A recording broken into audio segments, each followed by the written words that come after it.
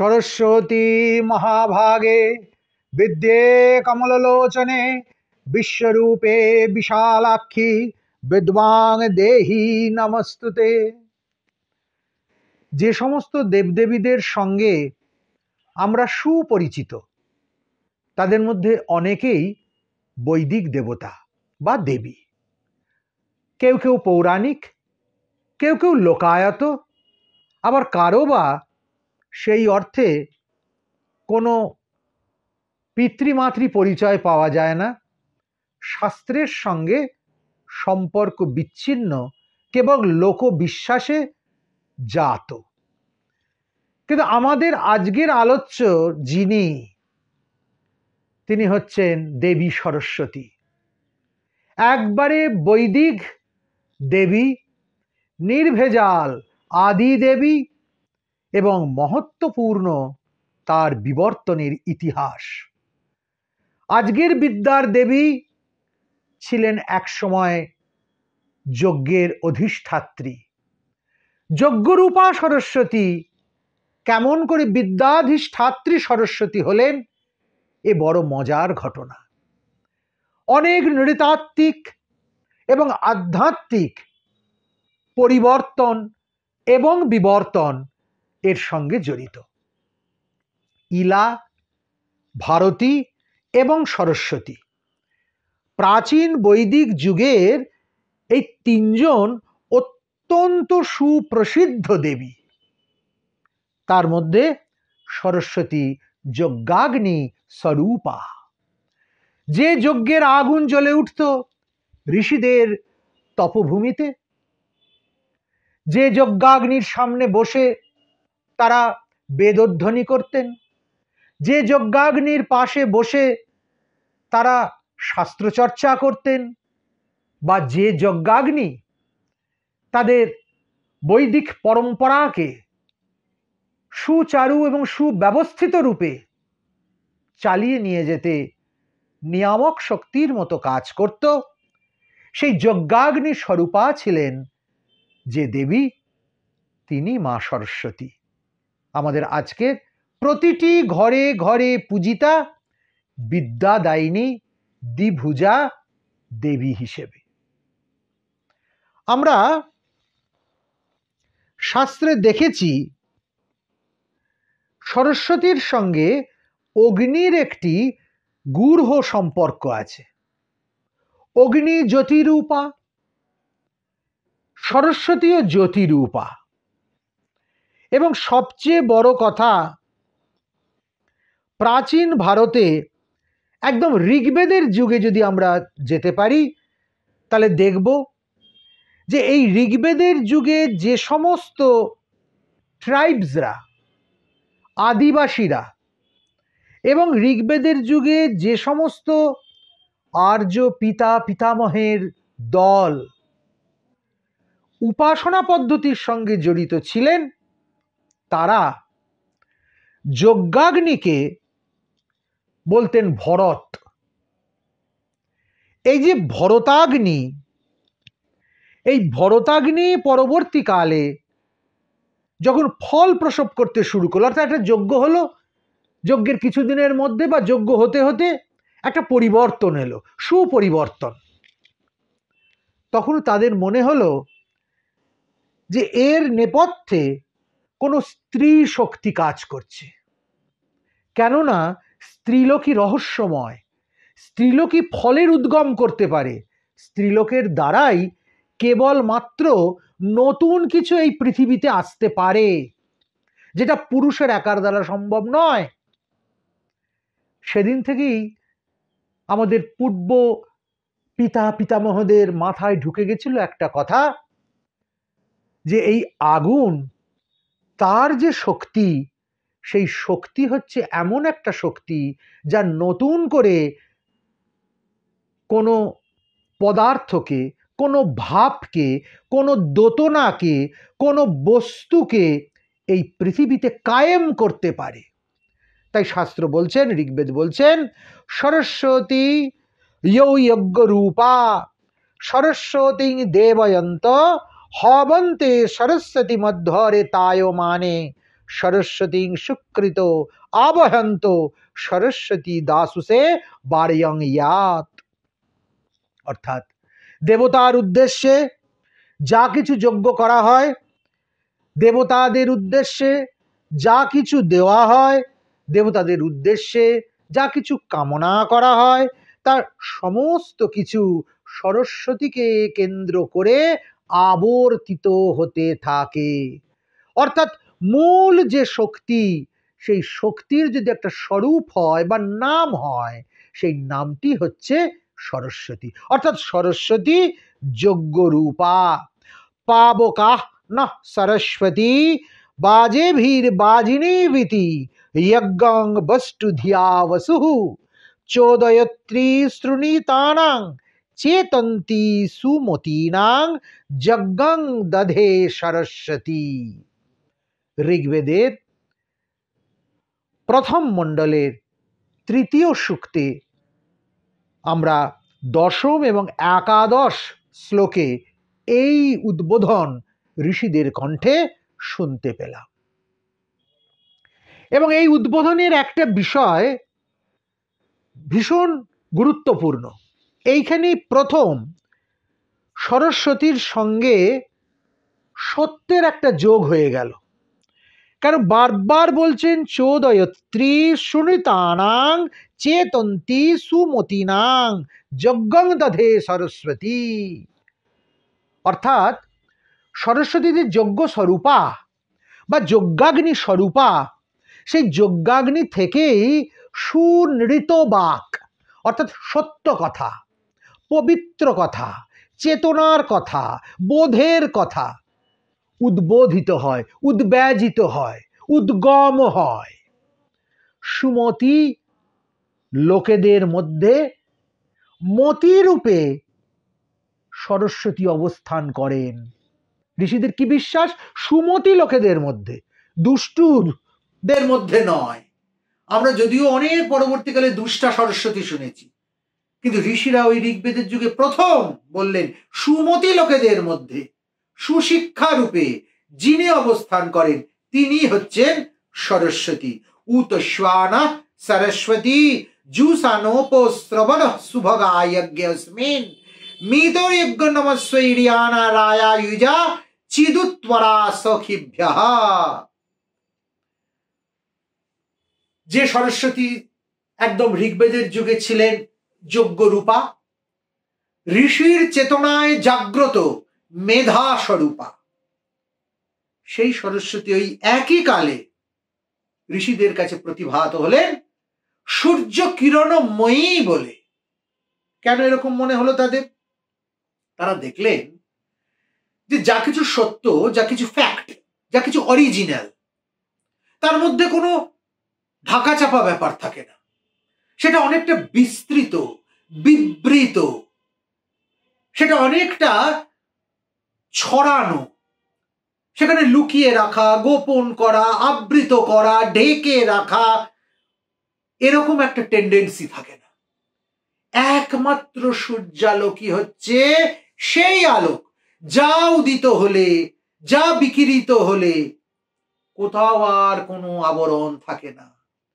রাতের গভীর অন্ধকারে যা কিছু ঢাকা পড়ে গেছিল, অজ্ঞানের আবরণে যা কিছু লুক্কায়িত ছিল, পাপের সীমায় যা কিছু ঢাকা পড়ে যায়, একমাত্র সত্য, একমাত্র সূর্যরশ্মি, একমাত্র বোধের বিকাশ তার সমস্ত কিছুকে অবারিত করে দিতে পারে। আর এই অবারিত স্বরূপটাই হচ্ছে সরস্বতীর স্বরূপ।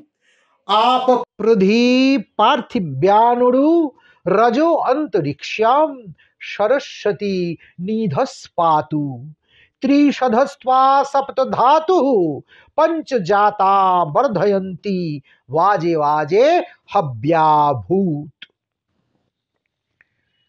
এরই পাশাপাশি আমরা আরেকটু এগিয়ে চলে আসব ঋগ্বেদের যুগ থেকে যজুর্বেদের যুগে।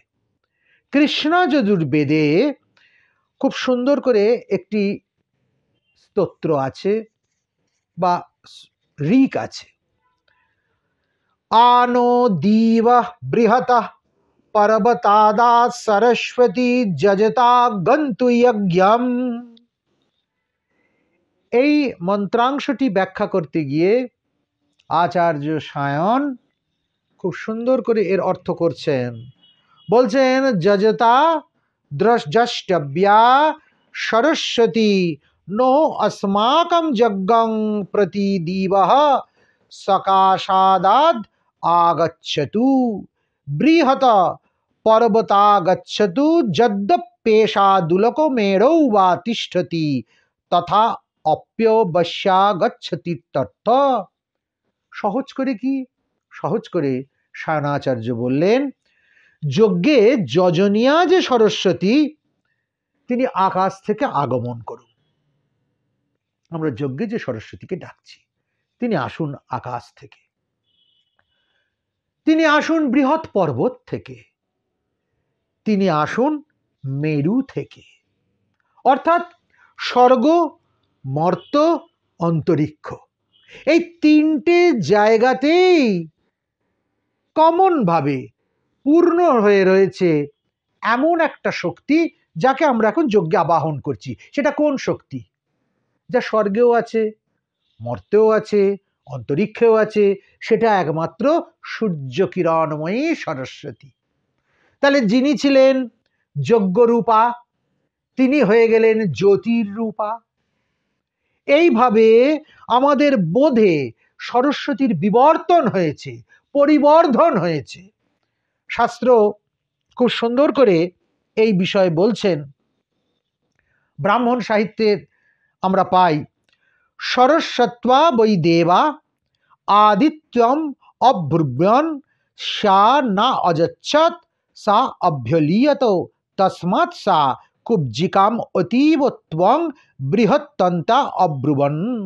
অর্থাৎ দেবগণ ভূলোকস্থিত যে আদিত্য দুলোককে স্তম্ভিত করতে ইচ্ছা করেছিলেন সরস্বতীর সাহায্যে, অর্থাৎ ভূলোকের আদিত্যের দ্বারা দুলোকের আদিত্যকে স্তম্ভিত করতে চেয়েছিলেন দেবতারা, এবং সেই শক্তি যিনি তিনি হচ্ছেন সরস্বতী। কিন্তু সেটা করতে গিয়ে সরস্বতী সক্ষম হলেন না। তিনি কি হয়ে গেলেন? কুব্জা হয়ে গেলেন এবং বৃহতের দ্বারা প্রতিষ্ঠিত হলেন। আসলে এই ঋকটি অত্যন্ত তাৎপর্যবাহী। আমরা যদি বিদ্যাকে, সত্যকে, জ্ঞানকে বক্রপথে চালিত করতে চাই, ওই ডিনামাইট আবিষ্কার হলো পাহাড় ফাটিয়ে পথ করবার জন্য, কিন্তু বিশ্বযুদ্ধে মানুষ মারার কাজে লাগলো। তাহলে ডিনামাইটের ব্যবহারটা লোককল্যাণের জন্য হলো না, হয়ে গেল লোক ধ্বংসের জন্য। সেখানে বিদ্যার যেমন অপমান হলো, ঠিক তেমনি ভূলোকের সূর্য দিয়ে দুলোকের সূর্যকে আমরা যদি বশ করতে যাই তাহলে ঠিক তেমনি সরস্বতী কুব্জা হয়ে যাবেন। এটার দ্বারা ঋষিরা এই মেসেজ দিতে চাইছেন যে বিদ্যা অর্জন করো, কিন্তু সেই বিদ্যাকে তুমি যদি অপব্যবহার করো, কুপথে চালিত করো, তাহলে সেই বিদ্যার যে সাত্ত্বিকাংশ সেটা চলে যায়। বিদ্যা তখন ওই দুষ্টা সরস্বতী হয়ে তোমার ওপর ভর করে। আসল কথা, বারবারই সরস্বতীর সঙ্গে জ্যোতিকে, জাগরণকে, বোধকে আমরা মিলিয়ে দিতে চেয়েছি। জ্যোতিরূপা মহামায়া তেন দৃষ্টাপুবাচোতম। বারবার এইভাবেই আমরা জ্যোতিরূপ মহামায়া বলে সরস্বতীকে আহ্বান করেছি। দেবী ভাগবতে এই ধারণাটা খুব স্পষ্টভাবে বিবৃত হয়েছে। ঠিক তার কন্টেম্পোরারি ভৃগু উপনিষদে যদি আমরা দেখি তাহলে দেখব সেখানে এই বোধগুলোর একটা সমীকরণ ঘটানোর চেষ্টা করা হয়েছে। সরস্বতী সেখানে জ্যোতির্ময়ী এবং সরস্বতী সেখানে জলময়ী। এই প্রথম ভৃগু উপনিষদের যুগ থেকে সরস্বতীর সঙ্গে অর্থাৎ জলতত্ত্ব তার একটা যোগ হওয়া শুরু হলো। আমরা তো জানি সরস্বতীর আবির্ভাব যে জ্যোতিতে, সেই জ্যোতি পরবর্তীকালে ভূলোকে যখন প্রবাহিত হলো তখন তা জলরূপ হয়ে গেল। জ্যোতির প্রবহমানতাই জলের প্রবহমানতার সঙ্গে একাকার হয়ে গেছিল। ক্রৌঞ্চ হননের শোকে যখন বাল্মীকি কাতর, তখন সেই কাতর কণ্ঠে যে শোকের উচ্ছ্বাস, সেখানে বলা হচ্ছে সহসা ললাট ভাগে জ্যোতির্ময়ী কন্যা জাগে, জাগিল বিজলি যেন নীল নবঘনে, কিরণ মণ্ডলে বসি জ্যোতির্ময়ী সুরূপসী, যোগীর ধ্যানের ধন ললাটিকা মে। তাহলে ওই ললাটিকা মে, যোগীর ধ্যানের ধন, তিনি সংক্রামিত হয়ে যখন পৃথিবীতে প্রবহমান হলেন তখন তার যে রূপটা এলো সেই রূপটা জলময়ী। এইখান থেকেই শুরু হলো সরস্বতীর নদী অভিমানিনী যাত্রা। তাহলে একদিকে সরস্বতী ছিল যজ্ঞাগ্নি, পরবর্তীকালে সেই সরস্বতী হয়ে গেল নদী সরস্বতী। আমরা দেখেছি প্রাচীন ভারতে 7টা নদীর খুব গুরুত্ব ছিল। সেই 7টা নদী কি কি? গঙ্গে চ যমুনে চৈব গোদাবরী সরস্বতী নর্মদে সিন্ধু কাবেরী জলেস্মিন সন্নিধিম কুরু। ঋষিরা পূজা করতে বসেই এই 7টা নদীর জলকে এক জায়গায় করবার চেষ্টা করেছে, তার মধ্যে অন্যতম সরস্বতী। কিন্তু আদিতে সরস্বতীরই গৌরব ছিল। আদি যে ভারতবর্ষ, ঋষিদের যে ভারতবর্ষ, আর্য যুগের যে ভারতবর্ষ, সেই ভারতবর্ষে কিন্তু গঙ্গা যমুনার প্রাধান্য অত ছিল না। তখন যিনি প্রধানা ছিলেন তিনি হচ্ছেন সরস্বতী নদী। সরস্বতীর তীরেই ঋষিদের যজ্ঞ অনুষ্ঠিত হতো, তাদের শাস্ত্রালাপ হতো, তাদের তপভূমি আশ্রমগুলো স্থাপিত হতো এবং সেখানেই তারা বেদও চর্চা করতেন। পরবর্তীকালে সেই সরস্বতী আবার যুক্ত হয়ে গেলেন কার সঙ্গে? মরুদ্গণের সঙ্গে, ঝড়ের সঙ্গে। তাই ঝড়ের দেবীও সরস্বতী। কিরকম? অগ্নির সঙ্গে বাতাসের একটা সম্পর্ক আছে, আমরা সবাই জানি। যে জায়গায় বাতাস নেই সে জায়গায় অগ্নি থাকতে পারে না। স্বভাবতই ঋষিরা দেখেছে যখন যজ্ঞাগ্নি লীলায়মান শিখা জ্বলে উঠছে, সেখানে যদি খুব জোরে বাতাস বয় তাহলে শিখা তার সঙ্গে তালে তালে নৃত্য করে। ভারী সুন্দর সেই লাস্য নৃত্য ঋষিরা তাদের সাধন দৃষ্টিতে দেখেছে। এক দিব্য সুন্দরী সেই যজ্ঞাগ্নির মধ্যে নৃত্য করতে শুরু করে। তখন তারা মনে করেছে এই যজ্ঞাগ্নি যিনি সরস্বতী রূপা, তিনি শুধু অগ্নিরূপা নন, তিনি মরুদ রূপাও বটে, তিনি বায়ু রূপাও বটে। স্বান বদ্ধবিত্রী মরুত সখা ইয়োদ রাধো মঘোনাং ভদ্রামিদ ভদ্রাকর্ণবৎ সরস্বত কওয়ারি চেততি বাজিনীবতী। অর্থাৎ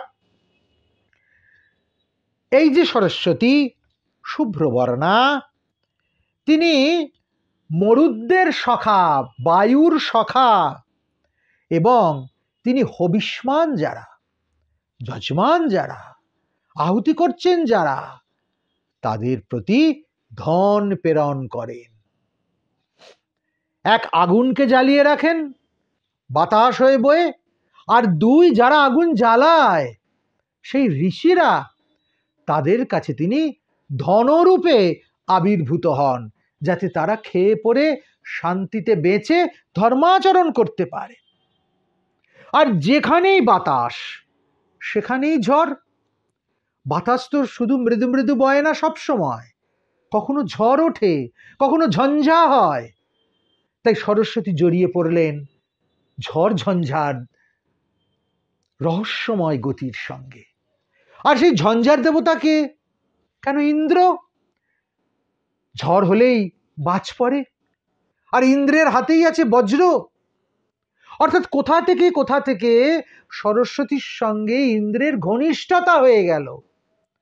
সরস্বতীর সত্তার সঙ্গে ইন্দ্রের সত্তা মিলেমিশে একাকার হয়ে গেল। আনো দ্বীপে বৃহতো পর্বতাদা সরস্বতী যজতা গন্তু যজ্ঞাম হবং দেবী যুজুষানা ঘৃতাচি সগ্ম্যাং ন বাচমুসতি শৃণোতু। অর্থাৎ স্বর্গ এবং অন্তরিক্ষ এই দুটোই যজ্ঞস্থলে এসে মিলেমিশে যায় জল বর্ষণের দ্বারা। যজ্ঞ তো হচ্ছে মাটিতে, নদী তীরে, তাহলে স্বর্গ মিলবে কি করে? এক স্বর্গ থেকে যদি কিছু আসে সেটাই হচ্ছে এই জলধারা, এই রসধারা, এই বর্ষণ ধারা। এই বর্ষণ ধারার সঙ্গে এই জ্যোতিধারা যখন মিলেমিশে গেল এবং বর্ষণের সময় যে বজ্রপাত হলো তারই সঙ্গে সরস্বতী নদীর তীরে যজ্ঞরূপা সরস্বতীর সঙ্গে আকাশ থেকে ঝরে পড়া ওই অমৃতবাড়ি ধারার ইন্দ্রত্ব মিলেমিশে এক নতুন ইকুয়েশন সৃষ্টি করলো ঋষি প্রজ্ঞায়। এখানেই সরস্বতীর সঙ্গে ইন্দ্রের ঘনিষ্ঠতা তৈরি হয়ে গেল। শুধু কি তাই? যখনই যজ্ঞ হচ্ছে, যখনই ঝড় জল বৃষ্টি হচ্ছে, যখন প্রখর তেজ হচ্ছে, ঋষিরা দীর্ঘদিন সেই যজ্ঞে অংশগ্রহণ করছেন, মনুষ্য শরীর তখনই কোনো না কোনো ভাবে অসুস্থ হচ্ছে, চিকিৎসার প্রয়োজন হচ্ছে। সরস্বতীর সঙ্গে এসে যুক্ত হলেন অশ্মিদ্বয়, একদম পিওর বৈদিক দেবতা দুজন, অশ্বিনী কুমার, দুজন ভাই। এরা কারা? দেবতাদের বৈদ্য, চিকিৎসক। চিকিৎসককেও চাই, দেব বৈদ্যও চাই, না হলে ঋষিরা সুঠাম সুস্থ থাকতে পারেন না। সরস্বতী জন্যাং গর্ভমন্তরশিভ্যাম পত্নী সুকৃতং বিভরতি। ভারী সুন্দর করে শুক্ল যজুর্বেদে সরস্বতীর সঙ্গে এইভাবে অশ্মিদ্বয়, অশ্বিনী কুমার দুভাই একাকার হয়ে গেলেন। এবং এই সরস্বতী নমুচি অসুরকে বধ করে ইন্দ্রের জন্য সোম নিয়ে আসলেন। কারণ ইন্দ্র সোমপায়ী, ইন্দ্র সোম পান করতে বেশ ভালোবাসে। সরস্বতী নমুচিকে বধ করে ইন্দ্রের জন্য সেই উপঢৌকন নিয়ে এসেছিলেন। অশ্বিনা নমুচে শ্রুতং সোমং শুক্রং পরিশ্রুতা সরস্বতী তমা ভরদ্ভৃষেন্দ্রায় পাতবে। ইন্দ্র বৃত্রাসুরকে বধ করেছিলেন বজ্রপ্রবাহে। বজ্রপ্রহারে বৃত্রাসুরের বধ আর নমুচির বধ কোথাও একই বোধের দুটো দিক। ইন্দ্র বৃত্রাসুরকে বধ করে দেবকুল রক্ষা করলেন, আর নমুচিকে বধ করে সরস্বতী ইন্দ্রের জন্য সোম নিয়ে আসলেন।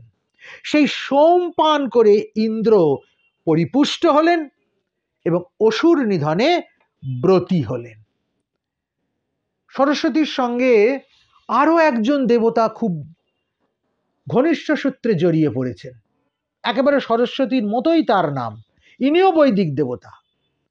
তার নাম সরস্বান, ঠিক সরস্বতী শব্দের পুংবাচী রূপ সরস্বান।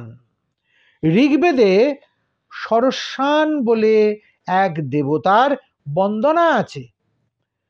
স্বাবভ্রীদে নরজো যোসনাসু বৃষা শ্রীসুর বৃষভ যজ্ঞাসু ইত্যাদি বলে সেখানে সরস্বানের কথা বলা আছে। এবং সরস্বানকে কি বলা হয়েছে? অভীষ্ট বর্ষী। তিনি অভীষ্ট ফল দেন। কাদের দেন?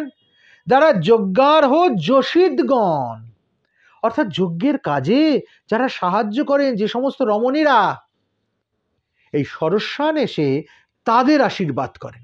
এতক্ষণ পর্যন্ত আমরা ঋষিদের কথা শুনেছি, সব পুরুষদের কথা শুনেছি, কিন্তু এই সমস্ত কাজের নেপথ্যে যারা নীরবে পরিশ্রম করে, যারা ফল কেটে দিল, আলপনা দিয়ে দিল, জোগাড় করে দিল, যারা সমস্ত কিছু গুছিয়ে সুন্দর করে তৈরি করে দিল, তাদের কল্যাণের কথা কে ভাবছে? ভাবছে ওই সরস্বান, যে সরস্বতীরই পুংরূপ।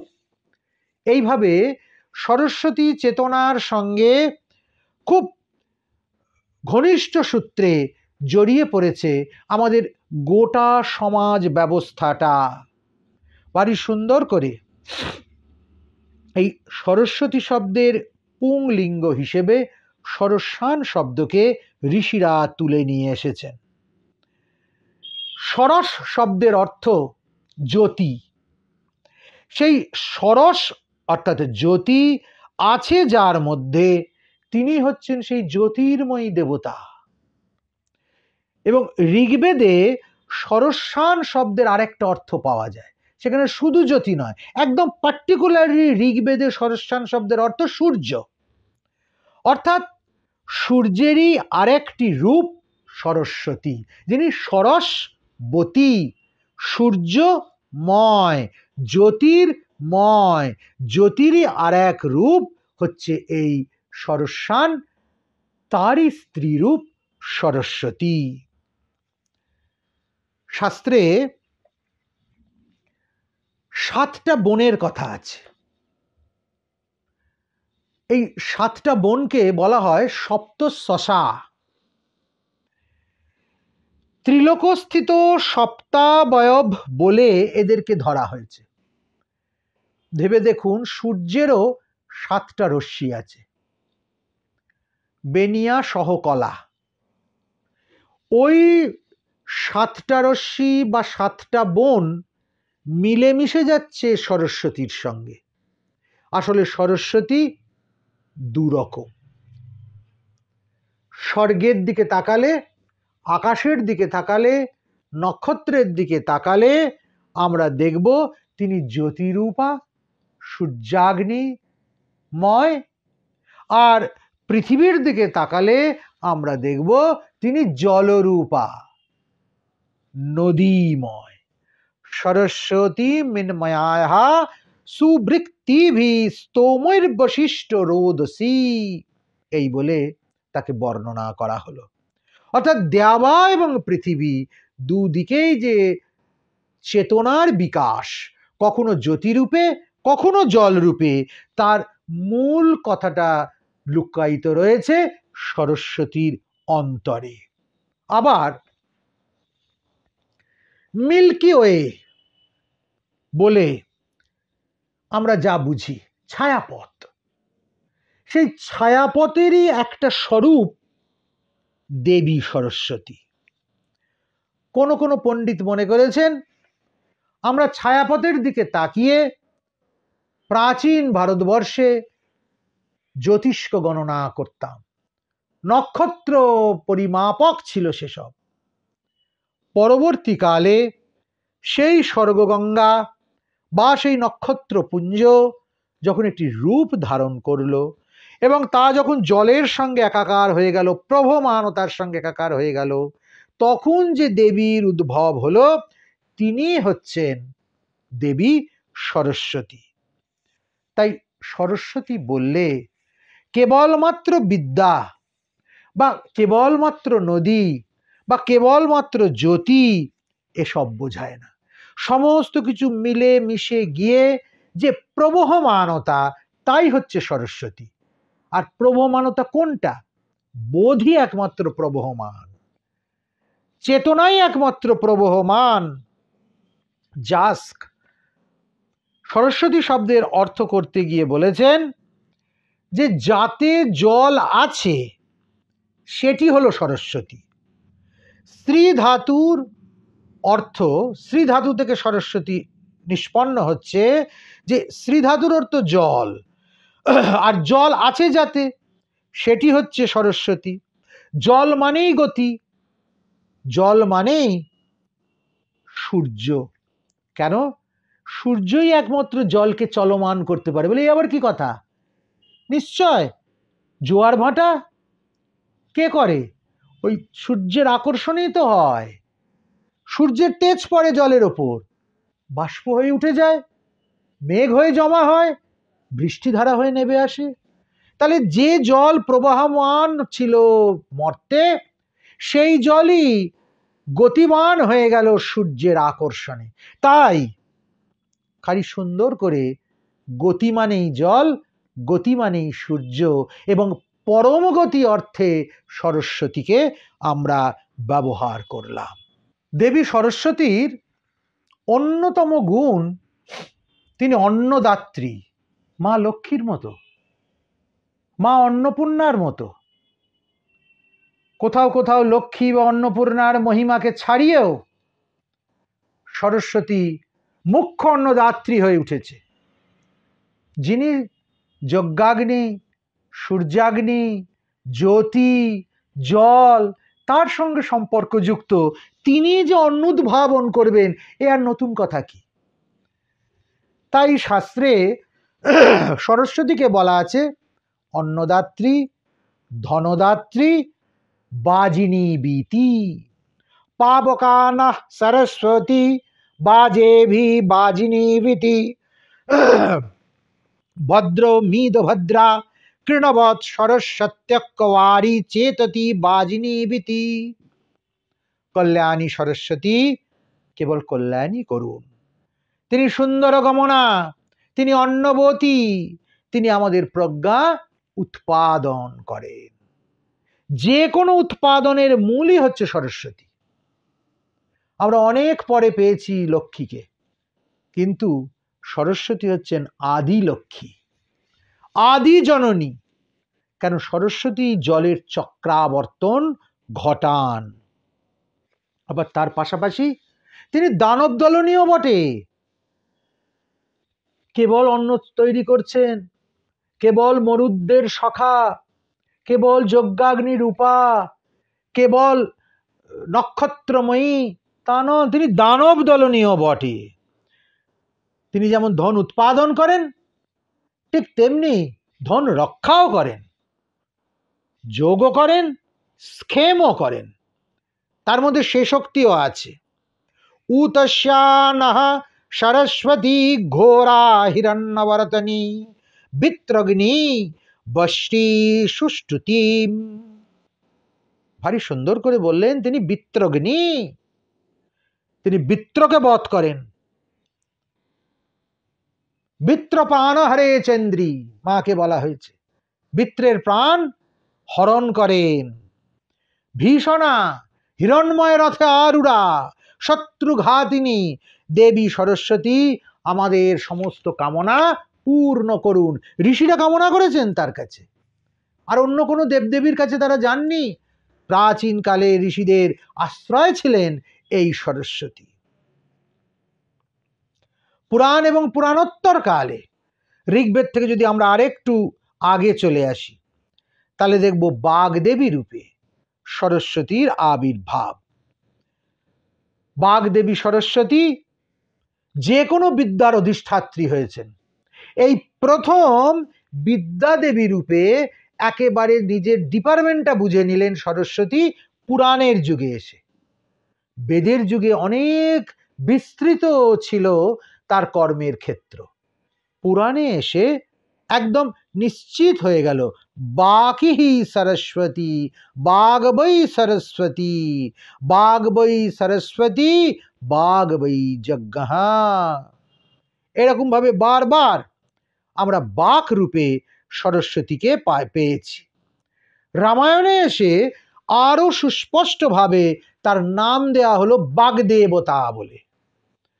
ব্রহ্মা সরস্বতীকে কামনা করেছিলেন, ওয়ানি ত্বং রাক্ষসেন্দ্রস্য ভব বাগদেবতে স্থিতা। এইখানে ব্রহ্মার সঙ্গে প্রথম সরস্বতীর দেখা হলো।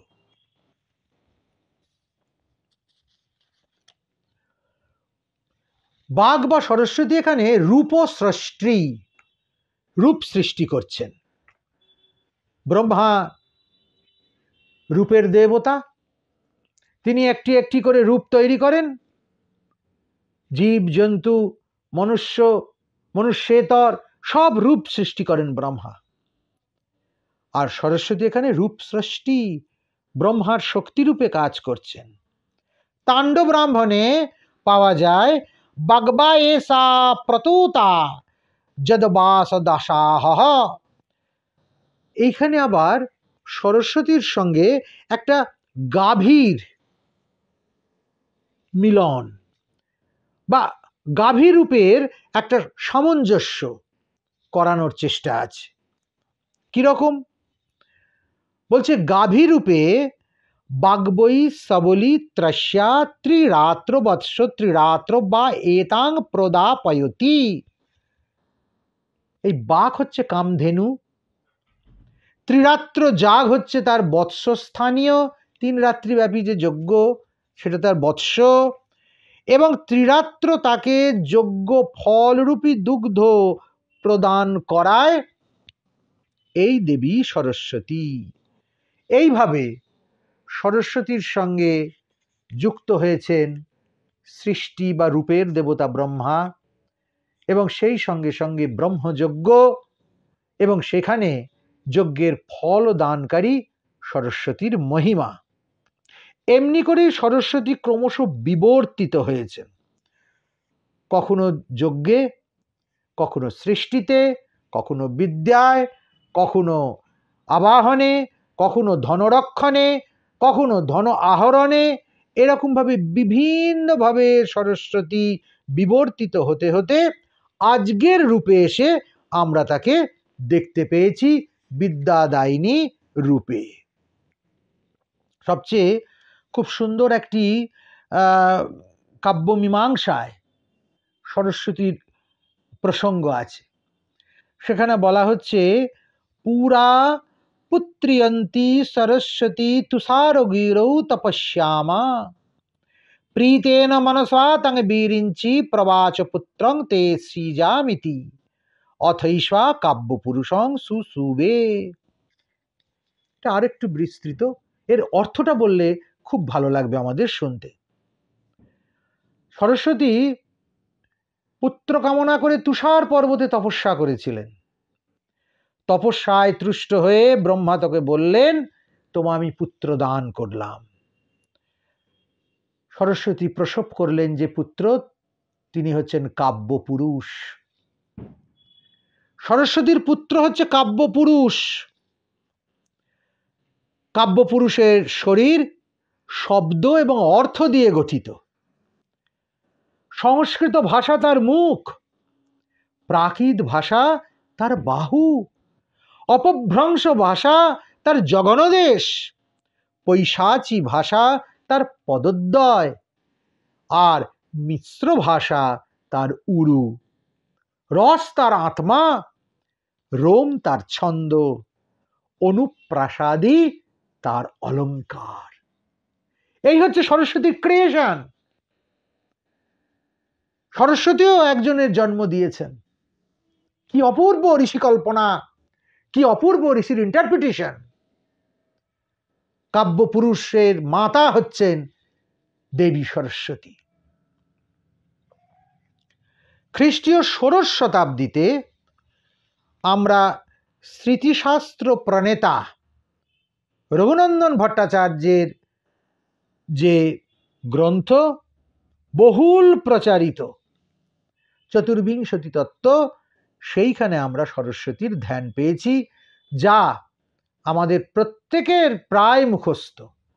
তরুণ সকল দলৌ মিন্দ বিভ্রতি শুভ্রকান্তি কূচভরণমিতাঙ্গি সন্নিসন্ন্যাসিতাব্জে নিজকর কমলোদ্দল্লেখনী পুস্তকশ্রী সকল বিভব সিদ্ধই পাতু বাগ দেবতা নহ। এই সুবিখ্যাত বহুল প্রচলিত যে ধ্যান মন্ত্র, তাতেই আমরা সরস্বতীর বন্দনা করি। এখানে সরস্বতী দ্বিভুজা, এক হাতে লেখনী আর এক হাতে পুস্তক, এবং সরস্বতীর শান্ত কোমল শুভ্র বস্ত্রাবৃত মুক্তাহার বিলম্বিত যে রূপ, সে রূপ আমাদের ভারী মন হরণ করে। তারই পরবর্তীকালে কৃষ্ণানন্দ এবং বাগীশের কাছ থেকে আমরা প্রায় 5টি ভিন্ন ভিন্ন ধ্যান পেয়েছি দেবী সরস্বতীর। তন্ত্রে যেসব ধ্যানগুলির প্রয়োগ আছে এবং বিভিন্ন তন্ত্রকর্মে এই ধ্যানগুলির মাহাত্ম্য আছে। সেখানে কোথাও কোথাও আমরা সরস্বতীর মস্তকে অর্ধচন্দ্র, মদ্যপান জড়িত চঞ্চল ত্রিনয়ন, দিবারাত্র বড় মুদ্রা জপমালা বিদ্যা নরকোপাল হস্তে তাকে অধিষ্ঠিত হতে দেখতে পাই। চন্দ্রার্ধাঙ্কিতমস্তকাং মধুমদাদলোল নেত্রত্রয়াম বিভ্রামণীশং বরং জপবটিং বিদ্বাং কপালঙ্করে ইত্যাদি বলে সরস্বতীর সুন্দর ধ্যান আছে। কালীবিলাস তন্ত্রেও আমরা সরস্বতীর উল্লেখ পাই, সেখানে দেবী বর্ণেশ্বরী। এবং পুরাণে সরস্বতীর যে মহিমা, যে মূর্তি, সে মহিমা এবং মূর্তি আমাদেরকে আবিষ্ট করে। বৌদ্ধ তারার সঙ্গে সরস্বতীর খুব নিবিড় যোগাযোগ। বিশেষ করে বজ্রতারা এবং সরস্বতী অনেকটা একই ভাবনার দুটো ভিন্ন স্বরূপ। বজ্রতারাও বিদ্যা বা জ্ঞানের অধিষ্ঠাত্রী, সরস্বতীও বিদ্যা বা জ্ঞানের অধিষ্ঠাত্রী। বৌদ্ধ তারার যা ইন্টারপ্রিটেশন, সরস্বতীর ধারণাও তার সঙ্গে মিলেমিশে একাকার হয়ে যায়। শুক্ল মূর্তিতে জাঙ্গুলি, তার চতুর্ভুজ, তার সৌম্য দর্শন, তার সর্পালঙ্কার, এই সমস্ত আমরা কিছু কিছু সরস্বতীর মধ্যেও দেখতে পেয়েছি। এবং মজার কথা, সরস্বতীর আদিকালে বাহন ছিল কিন্তু সিংহ। পরবর্তীকালে হস্তি বাহনা সরস্বতী আমরা দেখেছি, ময়ূর বাহনা তো পেয়েছি, অনেক পরে এসে দেবী হয়েছেন হংস বাহনা। অর্থাৎ হংস সরস্বতীর বাহন রূপে অনেক পরবর্তীকালের সংযোজন। আবার এমনও দেখা যায় একই সঙ্গে ময়ূর এবং হংস দুটোই সরস্বতীর সঙ্গে বাহন রূপে রয়েছে। অর্থাৎ সরস্বতীর এই বিবর্তনের মধ্যে দিয়ে আমরা একটি দেশ, একটি জাতি, একটি সভ্যতার বিবর্তনকে অঙ্কিত রূপে দেখতে পাই। যারা মনে করেন যে সরস্বতী কেবলমাত্র বিদ্যার দেবী, এই আলোচনা থেকে তারা এটা অন্তত বুঝতে পারছেন যে সরস্বতী কেবল বিদ্যার দেবী নয়। শ্রী পঞ্চমী তিথিতে, অর্থাৎ যেদিন আমরা সরস্বতী পুজো করি ঘরে ঘরে, সেদিন যদি আমরা লক্ষ্মী পূজা করেন, তাহলে নিশ্চিতভাবে আমাদের ধন সম্পদ বৃদ্ধি পাবে। এবং সেদিন যদি শ্রী সূক্তের দ্বারা দেবীকে অভিষিক্ত করেন, মা লক্ষ্মীকে, তাহলে সেটা নিশ্চিতভাবে অভীষ্টবর্ষী হবে, ধনবর্ষী হবে। আমরা তো এই সরস্বতী পূজার সঙ্গে সঙ্গে একটি লক্ষ্মী পূজারও ব্যবস্থা করতে পারি।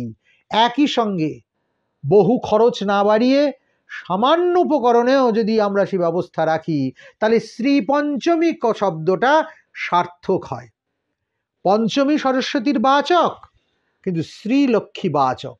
অর্থাৎ এই তিথিতে লক্ষ্মী সরস্বতীর একত্রে পূজা করতে হয়, করলে গৃহস্থ বিদ্যা এবং ধনে সুনিশ্চিতভাবে সিদ্ধি লাভ করে।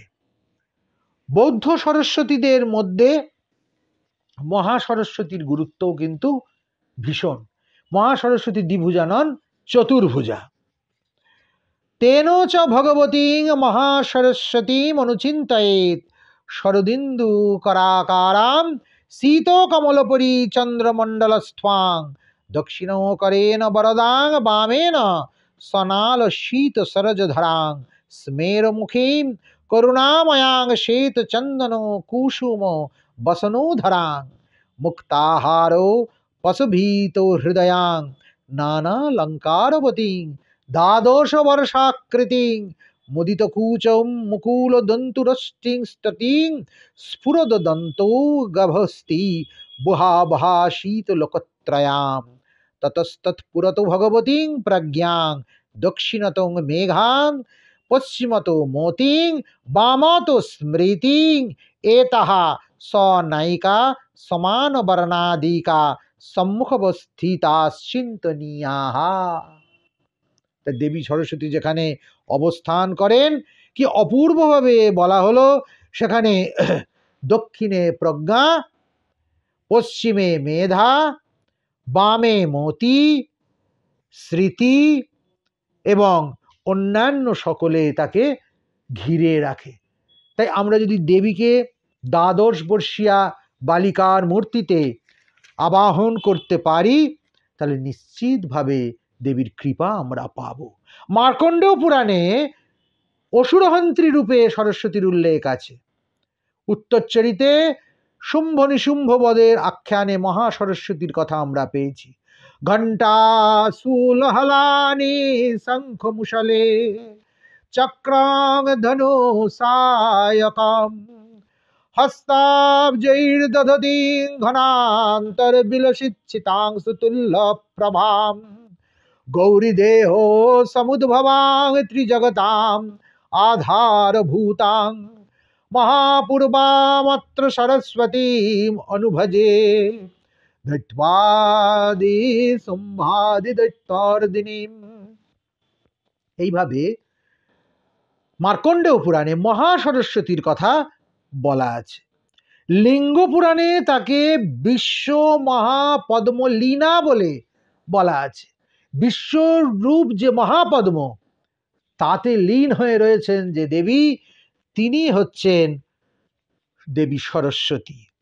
ভারী সুন্দর করে সত্যেন্দ্রনাথ লিখছেন, বিশ্ব মহাপদ্মলীনা চিত্তময়ী ওই জ্যোতিষ্ময়ী মহিয়সী মহাসরস্বতী স্বর্গলোকে স্বেচ্ছা সুখে জাগো তুমি গীতে দেবতার চিতে ভূলোকে ভ্রমর গর্ভ শুভ্র নীল পদ্ম বিভূষণা হংসারুড়া ময়ূর আসনা। এর পাশাপাশি সরস্বতীর আর একটা রূপ আমরা পাই যাকে বলা হয় বজ্র শারদা। এই বজ্র শারদা দ্বিভুজা, শুক্লবর্ণা। যে সমস্ত ছেলেমেয়েদের একেবারে পড়াশুনো হচ্ছে না, 2-4 বার ফেল হয়ে গেছে, সব ইন্টারভিউ থেকে বাতিল হয়ে গেছে, আপনারা নীল সরস্বতী বা শুধু সরস্বতী ট্রাই করে করে হতোদ্যম হয়ে গেছেন, বজ্র শারদা প্রয়োগ করুন। বজ্র শারদা আশু ফলপ্রদা এবং এই সমস্ত ক্ষেত্রেই তার ব্যবহার হয়। শুভ্রাম্বুজোপরি লসত উত্তমাদধানা নেত্রত্রয়ং মুকুট সংস্থিতম অর্ধচন্দ্রম বামেন পুস্তকম অঞ্জুমন্ন হস্তে ইত্যাদি ধ্যানে এই বজ্র শারদার পূজা করতে হয়। আর তার পাশাপাশি যারা নানান জটিলতার মধ্যে ভুগছেন, এমন জটিলতা যে বেরোবার কোনো পথ নেই, সমাধানহীন জটিলতা, তারা বজ্র শারদার উপাসনা করুন। ইনি বিদ্যাও দেন, আপদও দূর করে দেন, বিঘ্ন বিনাশ করে দেন, পদে পদে ভক্তকে রক্ষা করেন। শীতবর্ণাং মনোরমাম দক্ষিণেন রক্তাম্বুজধারিণী বামেন প্রজ্ঞা পারমিতা পুস্তকধারিণী ইত্যাদি বলে এর মন্ত্র। বাংলা সাহিত্যে আমরা বারবার সরস্বতীর উপস্থিতি দেখেছি। কখনো বিহারীলালের মহাসরস্বতী বিকচ নয়নে চেয়ে হাসিছ দুধের মেয়ে তামসী তরুণ উষা কুমারী রতন কিরণ ভুবন ভরা হাসিয়া জাগিল ধরা হাসিয়া জাগিল শূন্যে দিগঙ্গনাগণে। কিংবা সুরেন্দ্রনাথ দত্তের মজুমদারের কবিতায় আমরা পেয়েছি, ইন্দু কুন্দু বিনিন্দিত বরণ বিমল শীতকণ্ঠহার শীতবশ শারদে। কিংবা রবীন্দ্রনাথ যখন লেখেন,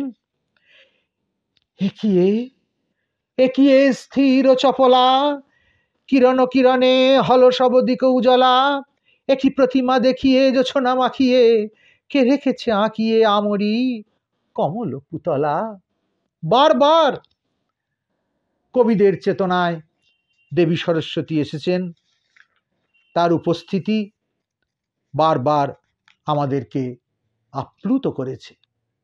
এমনিভাবে সরস্বতী ভাবনার সঙ্গে বৈদিক এবং আমাদের আঞ্চলিক ভাবনা ওতপ্রোতভাবে জড়িয়ে গেছে।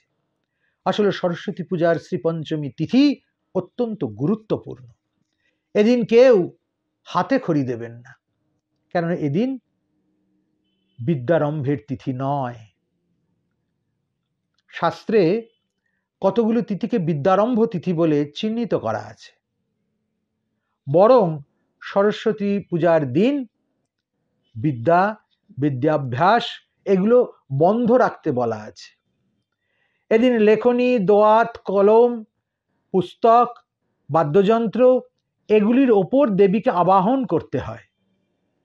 কিন্তু দুর্ভাগ্য আমাদের, আমরা একটা হুজুকের দ্বারা চালিত হয়ে এবং ভট্টাচার্যদের উল্টো সিদ্ধান্তের দ্বারা প্ররোচিত হয়ে সরস্বতী পুজোর দিনই বিদ্যারম্ভ করি। কিন্তু এদিন বিদ্যারম্ভের তিথি নয়, এদিন পড়াশুনো বন্ধ রাখার তিথি। অন্য কোনো তিথি যোগে বিদ্যারম্ভ করতে হয়, তার দিনক্ষণ পঞ্জিকায় উল্লেখ করা থাকে। মেধা এবং প্রজ্ঞা এই দুজনের উপাসনা করে মাঝখানে দেবীকে আবাহন করে বর্ণেশ্বরীর ধ্যান করে বিদ্যারম্ভ হলে নিশ্চিতভাবে বালক বালিকারা সুষ্ঠু বিদ্যা প্রাপ্ত হবে। আসলে সরস্বতী আমাদের চেতনার দেবী, আমাদের মঙ্গলের দেবী, কল্যাণের দেবী। কেবল সরস্বতী উপাসনার দ্বারা আমাদের জীবন সুপরিচালিত হতে পারে। জয় মা সরস্বতী। সরস্বতী মহাভাগে বিদ্যে কমললোচনে বিশ্বরূপে বিশালাক্ষী বিদ্বাং দেহি নমস্তুতে।